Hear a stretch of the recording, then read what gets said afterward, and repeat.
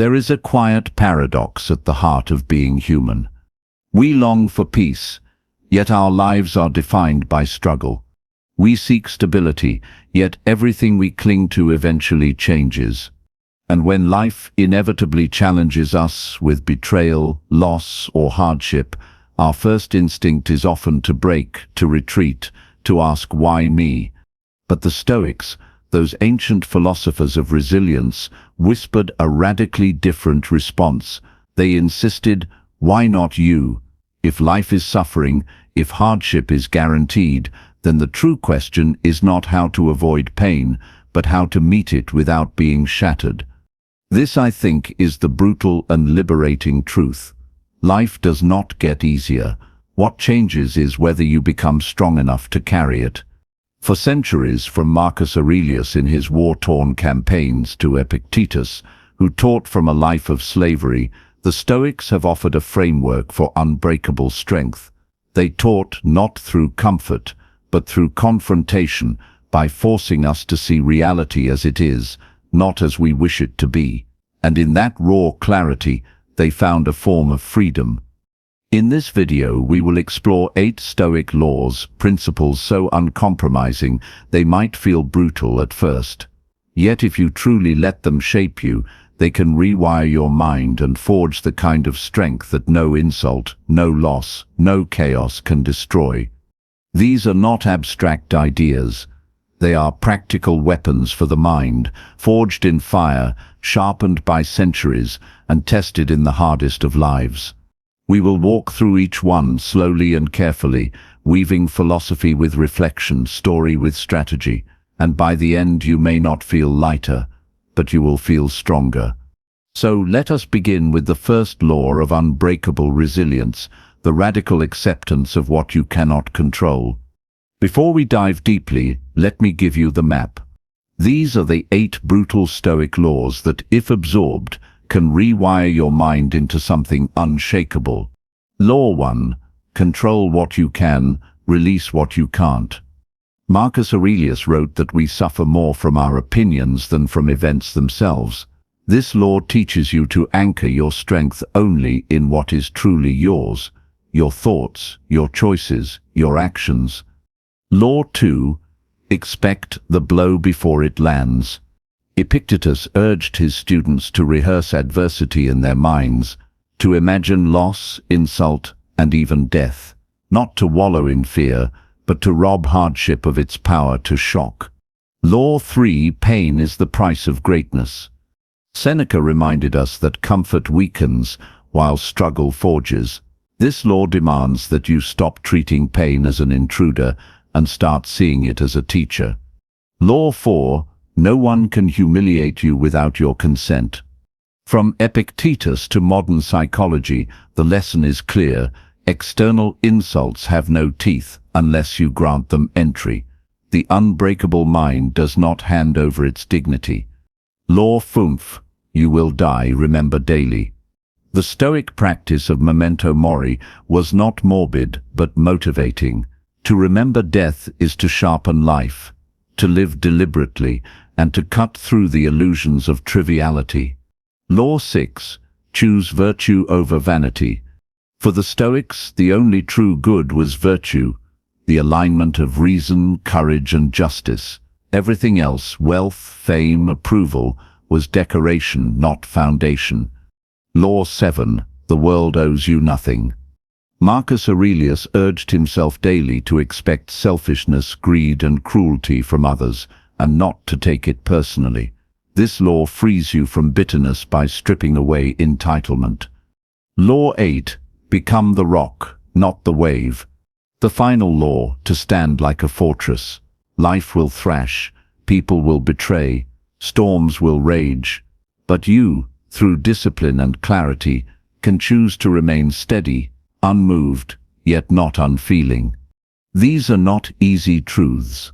They are hard medicine, but they are the same medicine that sustained emperors, slaves, soldiers, and seekers alike.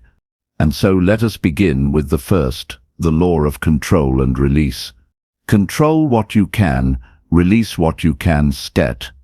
There is a story told about Epictetus, the Stoic philosopher who was born into slavery. His master once twisted his leg with such force that it broke. Epictetus, instead of crying out, calmly said, "You will break it." And when it snapped, he added, "Did I not tell you so?" This is not a tale of numbness or indifference. It is a lesson in control.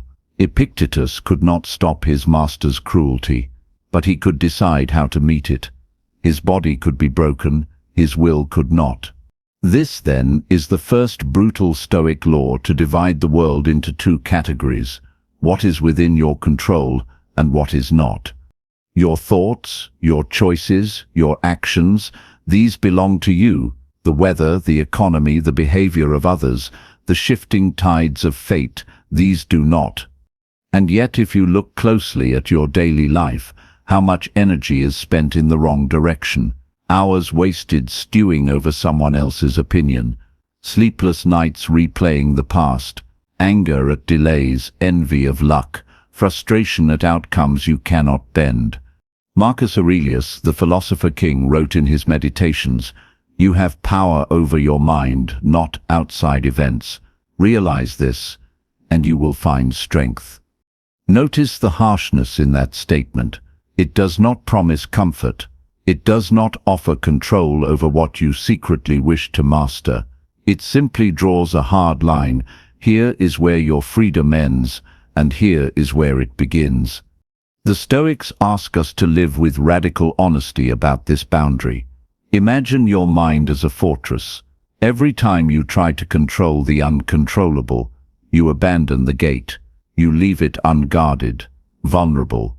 But when you stand firm at the threshold of your own thoughts and choices, nothing can invade you. Of course, this is not easy. The instinct to control everything around us is ancient. We are wired to grasp, to predict, to secure. But much of our suffering comes not from reality itself, but from this desperate fight against what cannot be changed. The shift, then, is simple but profound. Instead of asking, "How do I make this situation different?" ask, "What is mine to shape here, and what is not?" You may not be able to stop the storm, but you can decide how to sail through it. You may not control another's betrayal, but you can choose whether it makes you bitter or wise. The unbreakable mind begins here, with the discipline to release what is not yours, and to fully own what is. So I leave you with a question. Tonight, as you reflect, can you name just one thing you are clinging to that is not within your control? And if you could lay it down, how much freer would you feel? Expect the blow before it lands. Most people live as though tomorrow will look like today. We assume the people we love will always be there. We assume the job will continue, the health will hold, the peace will last. And so when life inevitably collapses in some corner, we are caught not only by the pain itself, but by the shock of it.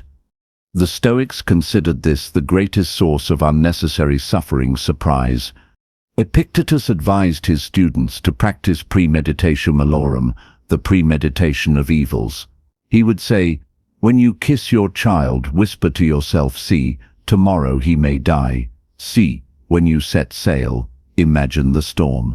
When you make plans, imagine their ruin." At first, this sounds cruel. Why would anyone poison joy with images of loss? But Epictetus's point was not despair. It was liberation. For when you have already faced the blow in your mind, when you have rehearsed the worst, reality loses its power to stun you. Seneca echoed this practice, writing, "Fortune falls heavily on those for whom she sips unexpected. The man who is always expecting her easily withstands her." Imagine two soldiers before battle. One has convinced himself that victory is certain, that no blade will touch him. The other has imagined the chaos, the wounds, the cries. When the fight begins, who will panic and who will endure? This law, then, is not about pessimism but preparation. It is the building of an inner armor, forged not in fantasy but in truth. Modern psychology even echoes this principle. Studies on resilience show that people who mentally prepare for setbacks experience less stress when those setbacks come. It is not that they hope for suffering, but they refuse to be naive. When you expect the blow, you gain two freedoms. First, the freedom from shock, and second, the freedom to savor what you have without clinging. When you remember that your friend could leave, you love them more urgently. When you recall that health is fragile, you treat your body with care. When you picture the loss of your possessions, you enjoy them without illusion. To expect the blow before it lands is not to become cold, but to become awake. So let me ask you, what would you fear less if you dared to imagine it fully today? And if these ideas resonate with you, if you feel this journey into ancient wisdom giving you strength, I invite you to subscribe. Each week we walk through philosophy together, sharpening our minds and softening our hearts. This is a shared path, and you are not walking it alone. In every human heart there is a quiet wish: let life be easier. We hope for smooth roads, for applause without effort, for comfort without sacrifice. Yet if you look honestly at every figure who ever achieved greatness, a thinker, a warrior, an artist, a leader, you will not find a single one who was not tempered by pain. Seneca once wrote, "Difficulties strengthen the mind, as labor does the body," and he did not say this from an ivory tower. He spent years in exile, faced the suspicion of emperors, and ultimately was ordered to take his own life. Yet even as he was dying, he clung to the belief that hardship is the forge of the soul. Think of the blacksmith. To make the blade strong, he does not caress the metal. He strikes it again and again, heating, hammering, cooling. Without that violence, the sword would shatter in the first battle. The same is true of us. Without pain, our minds remain soft, our character brittle. The Stoics understood what modern psychology now confirms: comfort alone breeds fragility. The absence of challenge creates not peace, but weakness. It is exposure to friction, to loss, to failure that builds resilience. And yet, we live in an age obsessed with comfort. We numb ourselves with endless entertainment. We shield ourselves from discomfort with convenience. We convince ourselves that happiness means the absence of pain. But what if the opposite were true? What if the truest joy comes not from escaping hardship, but from enduring it with purpose? Marcus Aurelius, burdened with ruling an empire at war, wrote in his journal, "The impediment to action advances action. What stands in the way becomes the way." Notice the transformation. Obstacles are not detours, but the very path. This is the brutal Stoic law: if you want strength, wisdom, or greatness, you must pay in pain. Not needless pain, not masochism, but the kind of struggle that stretches you beyond who you were yesterday. Think of the athlete who trains past exhaustion, the writer who suffers through drafts that never satisfy, the parent who sacrifices sleep for their child. These are not glamorous struggles, but they are the crucible of real growth. When you stop asking, "Why is this happening to me?" and start asking, "What is this forging in me?" everything changes. So I leave you with this reflection. What pain in your life, if you embraced it, might be shaping you into someone greater than you imagined? No one can humiliate you without your consent. There is a story about Socrates, who was once struck in the face by a man in the marketplace. The crowd gasped, expecting anger, retaliation, outrage. But Socrates only smiled and said, "If an ass kicks me, shall I take him to court?" This is not arrogance. It is clarity. Socrates knew that the insult, the strike, the mockery, these live only on the surface. They cannot pierce the inner citadel of the mind unless we open the gate. Epictetus carried this lesson even further. As a former slave, he endured ridicule and cruelty daily, yet he told his students, "If someone reviles you, remember he does not revile you, but the impression he has of you. You are not disturbed because he insulted you, but because you believe his insult." This is the fourth Stoic law, that humiliation is not delivered, it is accepted. Pause and think of the last time someone insulted you. Perhaps they called you weak, lazy, incompetent. Did those words wound you? If so, why? Because somewhere within you feared they might be true. The sting of insult often reveals not the cruelty of the other, but the insecurity of ourselves. The Stoics teach us to examine insults like a philosopher dissects an argument. If the insult is false, why take offense? It is empty air. If it is true, then it is not an insult, it is a mirror, and in that mirror lies a chance to grow. Modern psychology echoes this idea through the concept of cognitive reframing. We do not control what others say, but we do control the meaning we assign to it. In that meaning lies our suffering or our freedom. Marcus Aurelius put it simply, choose not to be harmed, and you one sit feel harmed, don sit feel harmed, and you haven't sit been. Imagine, then, becoming uninsultable, not because you are numb, but because you refuse to hand over your dignity. Every time someone lashes out, you see not a reflection of yourself, but a window into their pain, their ignorance, their fear. What power would remain in gossip, cruelty, mockery, if you simply declined to accept it? So here is the challenge. The next time someone tries to humiliate you, pause and ask, am I willing to sign for this package, or will I let it be returned to sender? You will die. Remember daily. Death is the truth we spend our lives trying not to look at. We decorate our days with routines, with plans, with distractions, as though the clock were not ticking beneath it all. And yet, no matter how far we run, every breath we take carries us closer to the end. The Stoics did not flinch from this fact. They carried it in their pockets, etched it in their hearts, whispered it to themselves each morning. Memento Mori. Remember, you will die. Marcus Aurelius began his day with this meditation. You could leave life right now. Let that determine what you do and say and think. At first glance, this seems grim, even morbid. Why fixate on death when life itself is so brief? But to the Stoics, this was not fixation, it was freedom. For only when we remember that time is short do we begin to live fully, deliberately, without waste. Seneca wrote, "It is not that we have a short time to live, but that we waste much of it." He saw men squander years in trivial arguments, endless ambitions, shallow pleasures, all while death waited patiently. Modern psychology gives us a name for this blindness, mortality salience.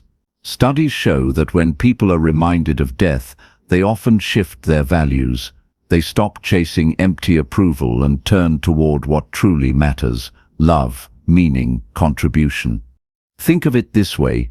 Imagine a rare painting displayed for only one night before it is burned forever. Would you glance at it distractedly, or would you savor every line, every shade, every detail? Life is that painting. Its rarity is what makes it precious. Memento Mori is not meant to darken the day, but to sharpen it. It cuts through illusions of permanence and forces us to ask, if today were my last, would I spend it scrolling or speaking words of love, complaining or creating, waiting or living? The brutal Stoic law is this: to live well, you must keep death near, not as a tormentor but as a mentor. Each sunrise is a gift not promised. Each breath is on loan. So let me ask you, if you were told tonight that tomorrow would be your final day, what would you finally stop postponing, and what would you finally begin? Choose virtue over vanity. Look around and you will see how much of life is wasted on appearances. We chase the approval of strangers. We polish the surface while neglecting the substance. We measure our worth by wealth, by titles, by the applause of crowds. All of it fragile, all of it outside our control. The Stoics cut through this illusion with a single principle: the only true good is virtue. Everything else is decoration. For them, virtue was not a lofty abstraction but a daily practice. It meant living with wisdom, courage, justice, and temperance, to speak the truth when a lie would be easier, to act with fairness when selfishness tempts, to endure hardship with dignity instead of bitterness. Marcus Aurelius reminded himself constantly, "Do what is right, the rest doesn't matter. Not fame, not comfort, not even the opinions of others, just the integrity of one's own soul." Contrast this with vanity. Vanity says, "I must be admired." Virtue says, "I must be just." Vanity whispers, "I must look strong." Virtue answers, "I must be strong, even if no one sees." Seneca warned that pursuing wealth or reputation is like chasing shadows. The more you grasp, the more it slips away. But the person who roots themselves in virtue cannot be stripped of it, not by fortune, not by insult, not even by death. Modern psychology echoes this divide. Studies on intrinsic versus extrinsic goals show that people who chase external rewards, money, fame, status, often report more anxiety and emptiness. Those who orient toward intrinsic values, meaning growth, relationships, report greater resilience and fulfillment. To choose virtue over vanity, then, is to shift from the unstable to the unshakable, from what others think of you to who you truly are when no one is watching. This law is brutal because it asks us to sacrifice illusions we have grown addicted to. It means stepping off the stage and into the workshop of the soul. It means disappointing others before betraying yourself. But here lies freedom. The man who pursues virtue does not fear humiliation, poverty, or obscurity. His treasure is within, where thieves cannot reach. So I ask you, when your life is finally weighed, not by the crowd, but by your own conscience, will you be proud of who you were, or only of how you looked? The world owes you nothing. One of the bitterest roots of human suffering is entitlement, the secret belief that life should treat us fairly, that people should behave kindly, that effort should always be rewarded. And when reality fails to deliver, we feel betrayed, cheated, humiliated. But the Stoics confronted this illusion head-on. Marcus Aurelius began many of his mornings by reminding himself, "Today I shall meet with interference, ingratitude, insolence, disloyalty, ill will, and selfishness." Notice, he did not say if but shall. He expected it, as naturally as one expects the sun to rise. Why? Because people act according to their own ignorance, their own wounds, their own desires. To expect them to always behave in accordance with your wishes is to demand that the universe bend around you. This law is brutal because it strips away the comforting fantasy that life is supposed to be fair. The universe does not owe you love, money, recognition, or even tomorrow's dawn. Other people do not owe you kindness, loyalty, or understanding. And yet, when you release this demand, a strange freedom appears. If the world owes you nothing, then every act of kindness is a gift. Every moment of peace is grace. Every success is a bonus, not a wage. Seneca wrote, "He who expects nothing rejoices in everything." By lowering the weight of your expectations, you lighten the burden of your disappointments. Modern psychology echoes this through the concept of locus of control. Those who externalize blame, who believe life owes them, are more likely to feel powerless and resentful. Those who accept reality as it is and focus only on their own response display greater resilience and calm. When you walk into each day knowing the world owes you nothing, you cease being shocked by cruelty, and you become astonished by goodness. Gratitude blossoms not from abundance, but from clarity. So let me ask you, what resentment still lives in you because you secretly believe life owed you something it never gave? And how might your heart lighten if you released that debt forever? Become the rock, not the wave. Stand on a cliff during a storm and watch the sea thrash against the stone. The waves crash violently, breaking themselves again and again, but the rock remains unmoved. It does not resist with rage. It does not complain of injustice. It simply endures, solid, unshaken.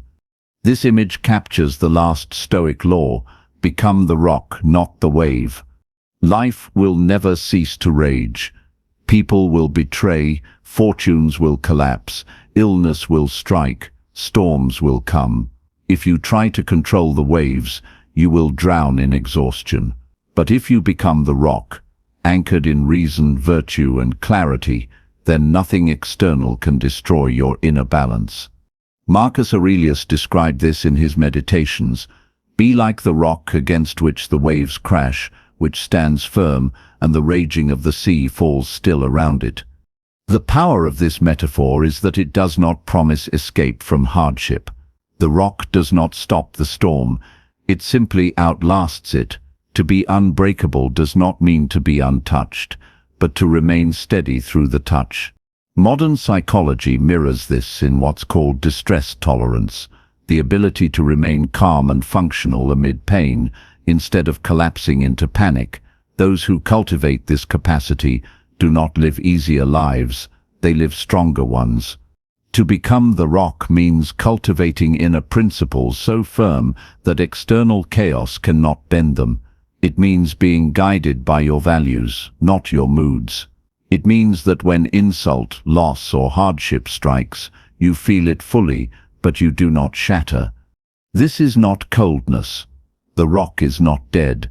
It is alive, weathered, seasoned by the storm. In the same way, the unbreakable mind still loves, still hopes, still grieves, but it does not lose itself in the turbulence of passing events. So let me leave you with this image. You are standing in the storm of your life. The waves roar, the winds howl. Will you be swept away as a wave among waves, or will you anchor yourself as the rock, unyielding, unbroken, enduring, becoming mentally unbreakable? We began with a paradox that life is suffering, that hardship is inevitable, and yet within this inevitability lies the possibility of strength. The Stoics never promised comfort, they promised clarity, and from clarity comes resilience. We have walked through 8 brutal laws, each one a chisel against the illusions we carry. Control what you can, release what you can stet. Expect the blow before it lands. Pain is the price of greatness. No one can humiliate you without your consent. You will die, remember daily. Choose virtue over vanity. The world owes you nothing. Become the rock, not the wave. Together, these laws form not a shield that blocks pain, but a discipline that transforms it. They teach us that life does not bend for us. We must bend ourselves into strength. Marcus Aurelius was not spared betrayal, sickness, or the collapse of friends and family. Epictetus was not spared slavery or cruelty. Seneca was not spared exile or a forced death. Yet from each came writings of dignity, clarity, and peace, not because they lived soft lives, but because they trained their minds to be unbreakable. And so we return to you. You are not a passive listener to these ideas. You are their testing ground. Your life, with its pains, its losses, its frustrations, is where Stoicism must be lived, or it is nothing. To embrace these laws is to live with fewer illusions and greater strength. It is to stop wasting energy on what you cannot control, to greet hardship with preparation instead of panic, to see pain as the fire that tempers your steel.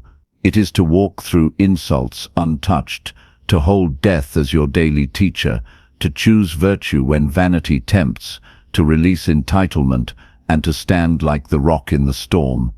None of this will happen overnight, but philosophy is not a quick fix.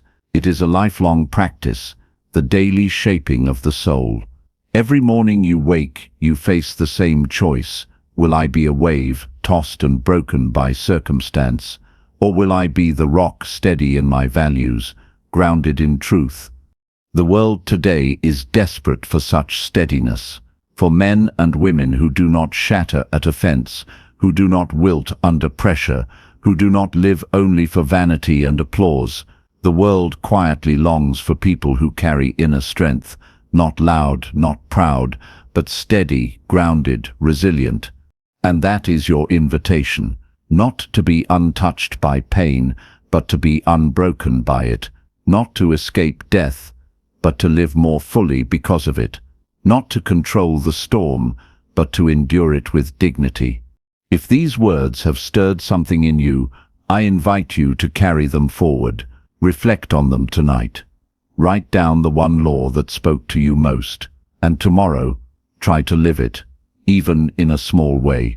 And if this journey resonates, if you want to keep walking the path of philosophy together, consider subscribing. Here, each week we explore these timeless questions, sharpening the mind, steadying the heart, and building lives that can weather the storm. Remember, the goal is not to escape hardship, but to become the kind of person hardship cannot break. So I leave you with this challenge tomorrow when life delivers its tests, as it surely will.